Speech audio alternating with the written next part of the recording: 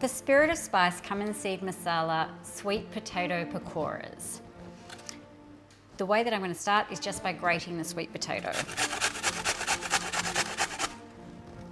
Skin and everything. So you want it grated on a coarse setting. The grated sweet potato goes in the bowl. And then what we're going to use to bind the sweet potato is a little bit of besan flour or chickpea flour. Now, chickpea flour has a very particular nutty taste and it has a really beautiful texture when fried. It's quite thick, but it's not floury as it were. Because it comes from chickpeas, the taste is really compatible with spicy.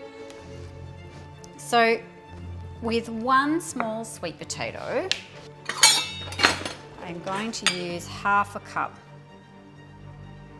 of besan flour and then 2 teaspoons of the Cumin Seed Masala and an egg, but maybe only half an egg. Is that possible? How do we do half an egg?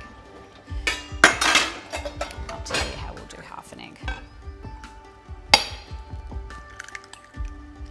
So into the egg, just a few teaspoons of milk and give that a little whisk. I'm just going to put half of that in. I can smell it already. The spice starts to release into the egg. The easiest way to roll pakoras, because they are quite sticky, is just to do it with a wet palm. Just wet your hands. So just with a wet hand, all I want to do, if you do use a little bit too much egg and they get too wet, then you just need to add a little bit more flour or add a little bit more sweet potato until you get a texture that feels sticky, but not soggy. They're sticky enough to hold together. That is the other quality of besan flour, is that it has this beautiful stick to it as well. I'm just going to heat some oil and they'll deep fry in 2 minutes. All right, so a little bit of vegetable oil, half a cup of mustard oil. Just want to wait for the oil to be quite hot. So basically you just want to pop these in, let them sizzle away.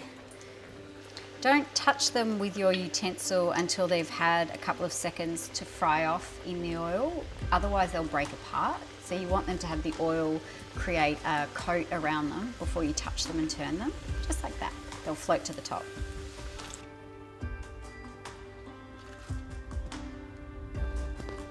That's it. Pakoras are typically served with chai in India. They'd make in Australia a great Friday afternoon beer snack. They're great as an hors d'oeuvre for a party, or just if you wanted to eat something with some ballast without having it be, I guess, junk food. So there's quite a lot of inherent nutrition in the sweet potato, in the spicing and in the besan flour. And I feel like that evens out that little bit of deep frying quite beautifully. The recipe's on the website as a written recipe and the full video recipe